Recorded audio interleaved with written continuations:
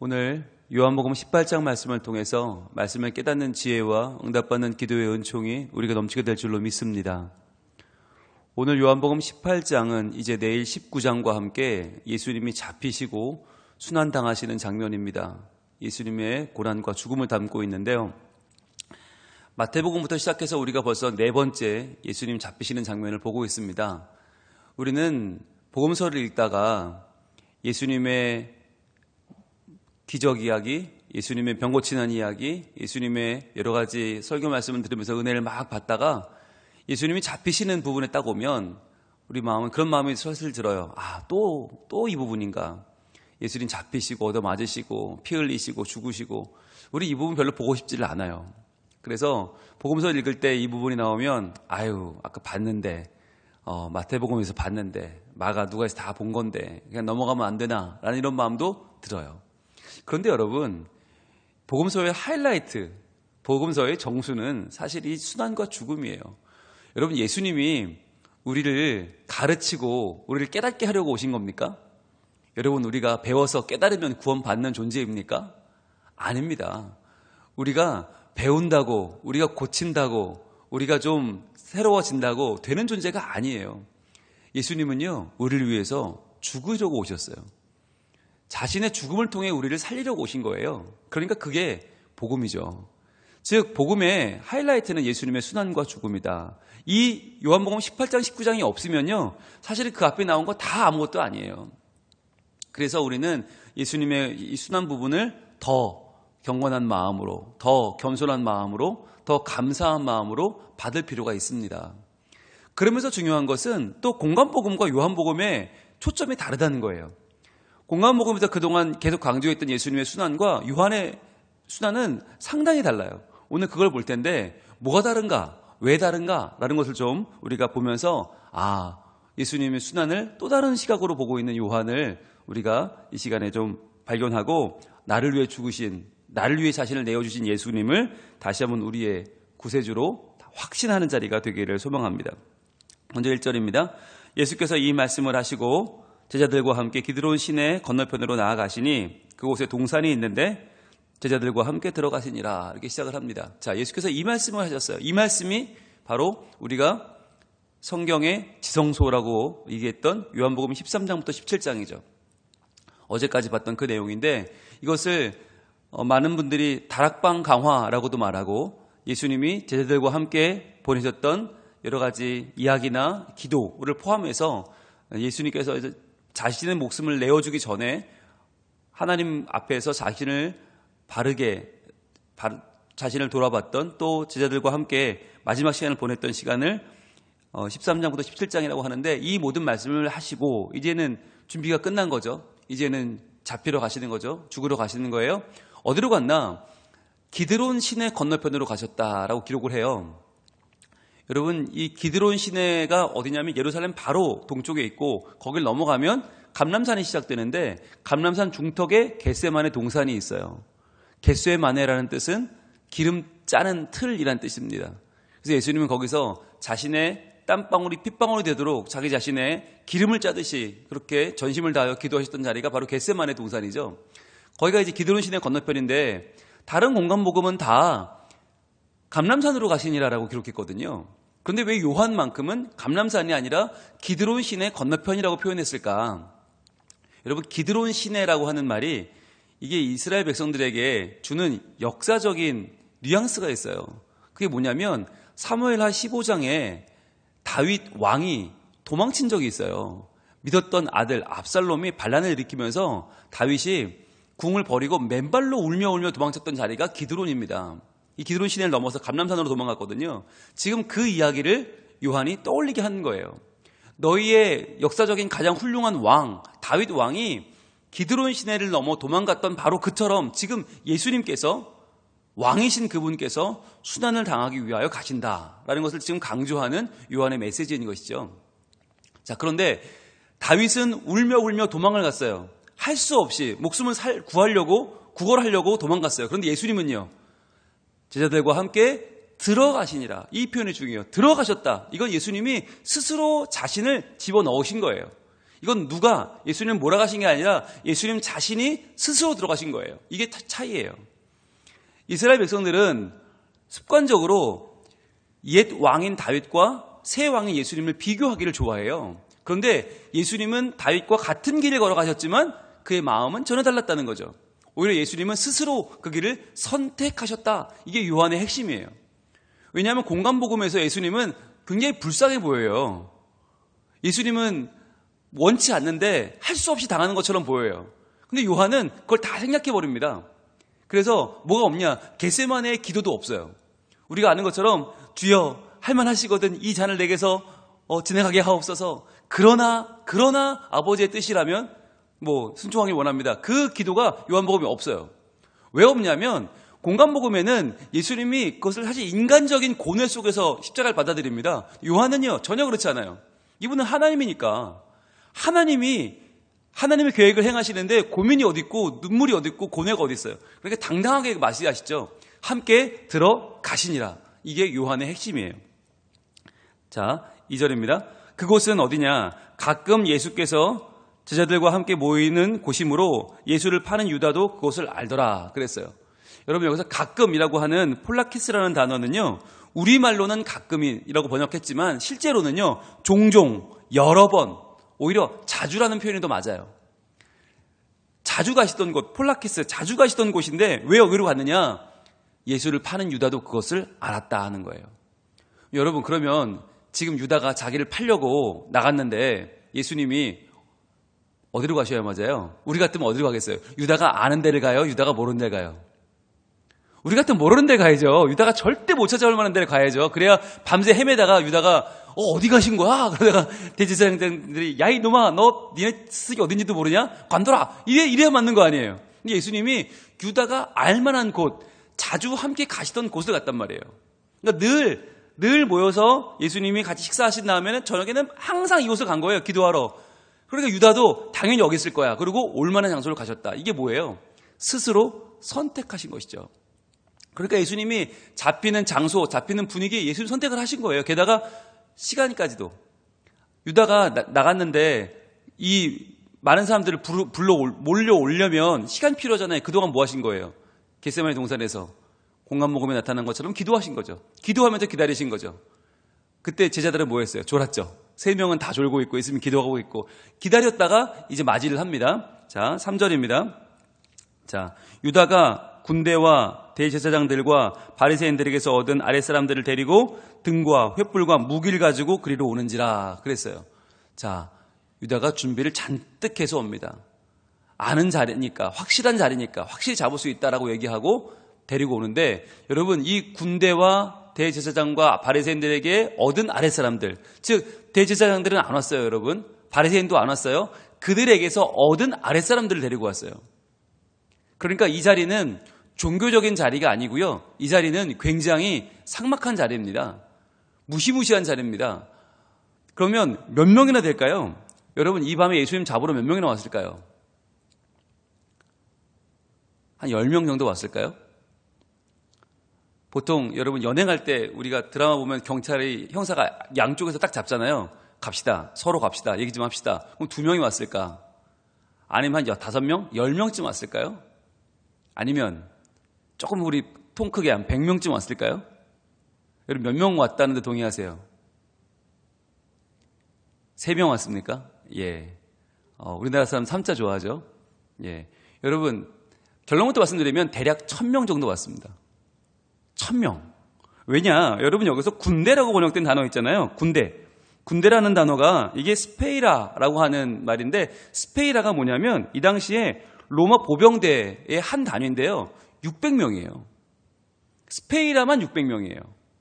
여러분 그러면 600명 군대를 데려오는데 유다가 누구한테 팔았어요? 예수님을. 바리새인과 대제사장에게 팔았거든요. 그랬더니 그 사람들이 자기 하족들을 보냈잖아요. 자기 아랫사람들을 보냈잖아요. 같이 잡아오라고. 여러분 밤이에요. 만약에 예수님이 도망치려고 했다면 겟세마네 동산에서 어디로 튈지 몰라요. 게다가 예수님 제자들이 12명 있잖아요. 적어도. 가룟 유다 빼도 11명. 11명을 제압하고 도망치는 예수님을 밤에 잡으려면 적어도 그 산을 봉쇄해야죠. 그러니까 스페이라만 600명, 거기다가 나머지 아랫사람들까지 하면 약 1000명 정도는 왔을 것이다. 그러니까 이들은 뭐냐면 예수님이 도망칠 거라고 생각한 거죠. 왜냐하면 유다가 팔 거라는 걸 이미 알았잖아요. 예수님이 알고 있는 상황이었기 때문에 우리가 가면 도망칠 것이다. 이 밤에 잡으려면, 그래서 밤에 잡기 위해서 뭘 준비한 거예요? 등불과 횃불과 무기를 준비했죠. 여기도 차이가 있는데 공간복음에는 무기만 나와요. 그런데 요한은 등과 횃불을 강조합니다. 왜 강조하고 있을까요? 여러분, 요한이 강조한 게 예수님을 누구라고 말해요? 빛이라고 말했어요. 빛, 참빛, 곧 세상에 와서 각 사람에게 비추는 빛이 있었다. 예수님을 빛이라고 설명하고 있는데 이 가룟 유다가 언제 예수님 팔러 나가죠? 밤에 나갑니다. 밤에 나가서 밤에 돌아옵니다. 그러니까 가룟 유다는 밤의 사람이에요. 이게 요한이 그리는 이 가룟 유다의 이미지인데, 가룟 유다가 뭘 들고 와요? 횃불과 등을 들고 와요. 그럼 이 나름대로 이건 뭐예요? 가룟 유다가 생각할 때는 나는 빛에 서 있다는 거 아니에요? 이것은 빛이다. 그런데 요한이 말할 때는 그것은 가짜 빛이다. 참 빛이신 예수님을 잡기 위해 들고 온 등과 횃불은 가짜다라는 것을 강조하기 위해서 지금 가룟 유다를 풍자하는 의미로 등과 횃불을 강조하고 있는 거예요. 자, 그래서 약 1000명이나 되는 많은 분들이 예수님을 잡으러 왔어요. 자, 그런데 예수님께 왔는데 공간복음에는 예수님을 어떻게 알아봤다고 말하고 있죠? 군대들이 예수님을 어떻게 알아봐요? 가룟 유다가 뭘 해요? 입맞춤을 합니다. 그렇죠. 공간복음은 가룟 유다가 입맞춤을 하고 그것을 통해서 예수님을 알아본 군대가 덮치죠. 그게 이제 공간복음인데, 요한복음은 달라요. 전혀 달라요. 말이 달라요. 자, 보세요. 4절 보겠습니다. 예수께서 그 당할 일을 다 아시고 나아가 이르시되 너희가 누구를 찾느냐. 이렇게. 오히려 가룟 유다가 와서 입을 맞추면서 이 사람이다 라는 사인을 보낸 게 아니라 예수님이 스스로 나가세요. 여기서 당할 일을 다 아시고, 그러니까 앞으로 잡히는 거, 고난당하는 거, 십자가에 죽는 거 다 아세요. 그런데 나아가 이르시되 자신의 몸을 버쩍 내밀어서 너희가 누구를 찾느냐 묻고 계세요. 즉 이게 어떤 모습이에요? 스스로 잡혀가시는 모습이죠. 이게 누가 잡으러 왔기 때문에 잡힌 게 아니라 이 1000명의 사람이 전혀 두렵지 않아요. 예수님은 스스로를 드러내고 계시는 거예요. 여러분, 이게 지금 굉장히 요한이 강조하고 있는 모습인데요. 여러분, 여기서 당할 일 그리고 나아가, 당할, 나아가 두 단어가 있잖아요. 동그라미 한번 쳐보세요. 당할, 나아가. 여러분, 이 두 단어가 중요한데, 왜냐하면 이 두 단어가 거의 똑같은 단어예요. 당하다라는 말은 에르코마이라는 단어고, 당하다, 이게 앞으로 올 일, 다가올 일이라는 얘기고, 나아가라는 얘기는 앞으로 나간다는 엑세르코마이. 그러니까 에르코마이와 엑세르코마이는 이게 살짝 형태만 다르지 원래는 똑같은 단어거든요. 에르코마이와 엑세르코마이는 같은 단어인데, 이게 둘 다 뭐로 시작하느냐? 에크라는 단어로 시작해요. 에크, 전치사 에크. 이건 뭐냐면 앞으로예요. 앞으로. 즉 예수님은 앞으로 당할 일을 미리 아시고 앞으로 나가서 그 일을 맞이하신 거예요. 뒤로 도망치지 않고 살 길을 찾지 않고 내가 앞으로 당할 일을 향해서 앞으로 나아갔다. 여러분, 에크가 중요한 이유가 뭐냐면 우리가 누구예요? 우리 정체성이 누구예요?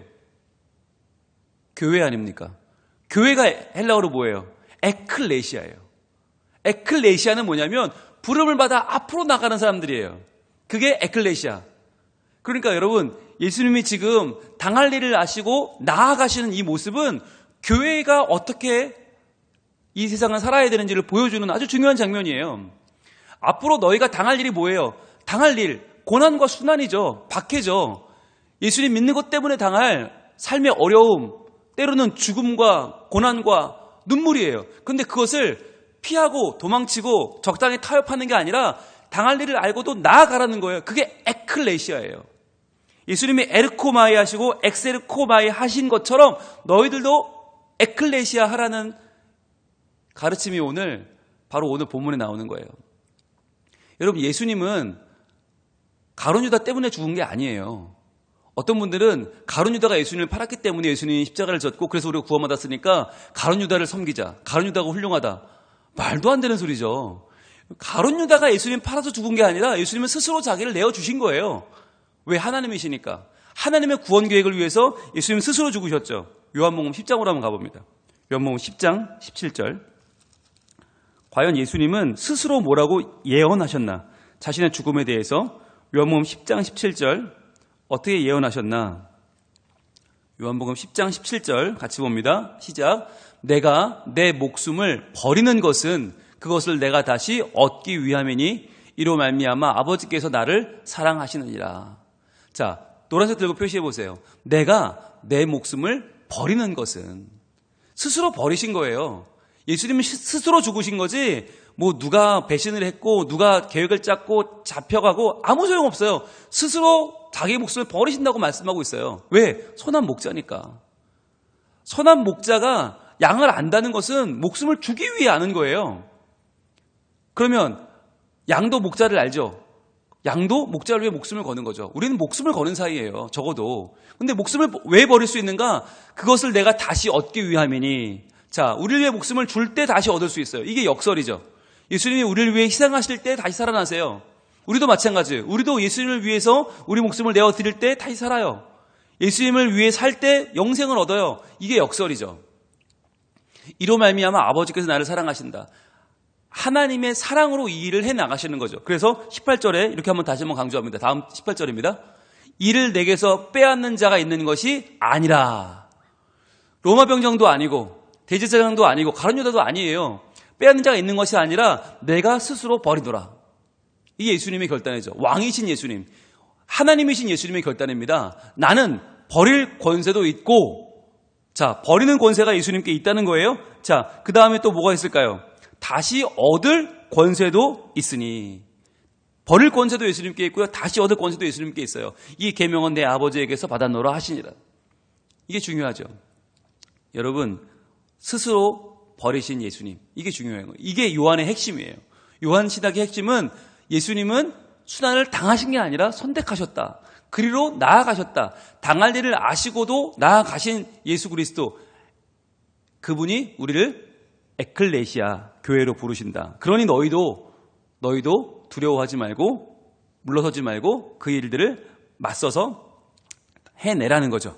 자, 예수님이 이렇게 누구를 찾아왔느냐 물어보시니까 오늘 본문 돌아옵니다. 5절에서 그들이 대답을 합니다. 대답을 뭐라고 하냐면 대답하되 나사렛 예수라 하거늘. 여러분, 예수라, 나사렛 예수라 한 이유가 뭘까요? 그 당시에 예수는 워낙 흔한 이름이거든요. 우리나라 철수 영희처럼 흔해요. 근데 나사렛에서 온 예수, 이 말은 예수님을 특정하는 이름이기도 하고 또 하나 내려까는 이름이에요. 비웃는 이름이에요. 그냥 예수 말고 시골뜨기 예수. 저 멀리 갈릴리 지방 나사렛에서 온 좀 모자란 예수를 찾는다라는 뜻이죠. 그러니까 굉장히 비웃는 말이에요.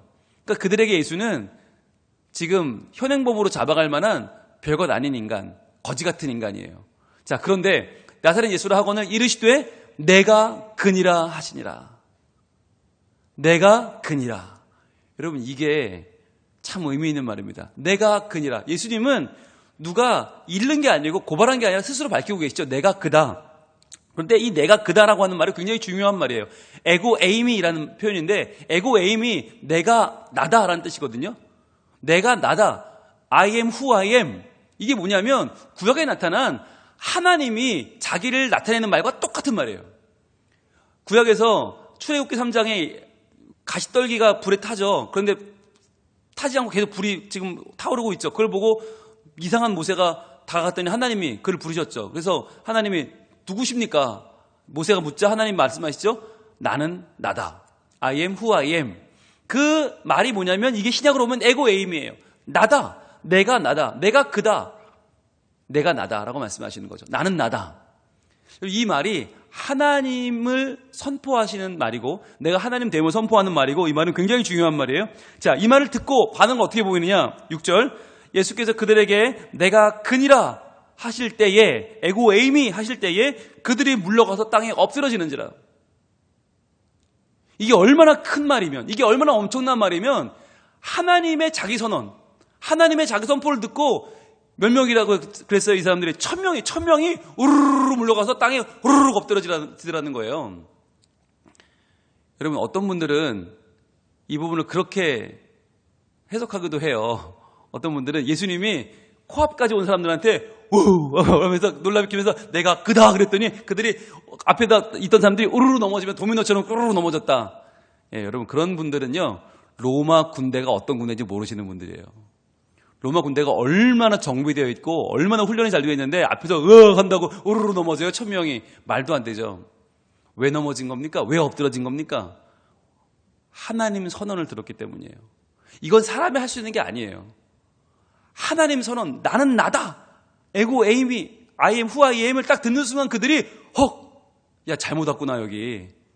이분 함부로 잡아갔다간 우리 다 죽겠구나. 이분은 정말 하나님이구나. 신적인 권위를 느낀 거예요. 그래서 땅에 그들이 다 엎드려졌다는 거죠.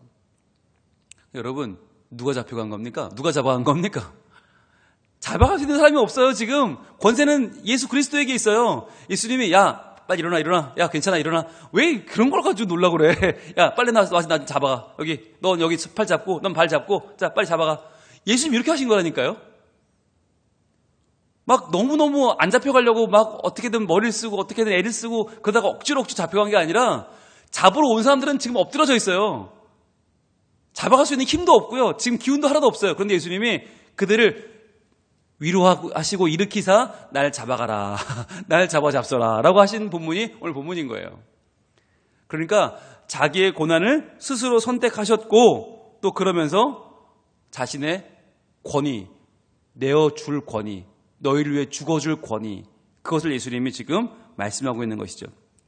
자, 7절에 이에 다시 누구를 찾느냐고 물으신데 그들이 말하되 나사렛 예수라 하거늘. 또 물어보세요. 야, 너희 누구 찾으러 왔다고? 그랬더니 예수님. 우리 예수님 나사렛 예수님 찾으러 왔습니다. 그러니까 8절에 예수님께 대답하시되 너희에게 내가 그니라 하였으니 또 강조하시죠. 내가 그니라 에고 에임이 내가 나다 하셨기 때문에 나를 찾거든 이 사람들이 가는 것은 용납하라 하시니.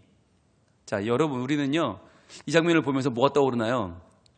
영화 한 장면이 떠오르죠. 주인공이 야 내가 잡혀갈 테니 나머지는 나 살려줘. 나머지는 보내줘. 뭐 이런 되게 멋있는 장면을 떠올려요. 그러나 그렇지 않죠. 예수님은 영화를 찍기 위해 이렇게 말씀하신 게 아니고 멋있어 보이려고 하신 말씀이 아니고 9절입니다. 이는 아버지께서 내게 주신 자 중에서 하나도 잃지 아니하여 싸움나이다 하신 말씀을 응하게 하려 함이로라. 바로 말씀을 응하게 하려고, 말씀이 응답되게 하려고, 말씀이 이루어지게 하려고 이 말씀을 하셨다는 거예요. 여러분 그러면은 이 말씀을 예수님이 언제 했죠? 요한복음 6장으로 가볼까요? 요한복음 6장 39절. 요한복음 6장 39절로 가면 이렇게 말씀하신 적이 있어요. 예수님이 계속 자신의 당할 일, 수모에 대해서 말씀하셨는데 6장 39절에 이렇게 말씀하십니다. 우리 같이 한번 읽겠습니다. 시작. 나를 보내신 이의 뜻은 내게 주신 자 중에 내가 하나도 잃어버리지 아니하고 마지막 날에 다시 살리는 이것이니라. 아멘. 바로 이 일을 위해서 예수님이 오늘 잡혀가시는 거예요. 이 일을 위하여 십자가 지시고 이 일을 위하여 죽으셨습니다. 나를 보내신 이의 뜻, 하나님의 뜻이 뭐냐? 바로 내게 주신 자 중에 교회죠. 에클레시아, 우리 교회입니다.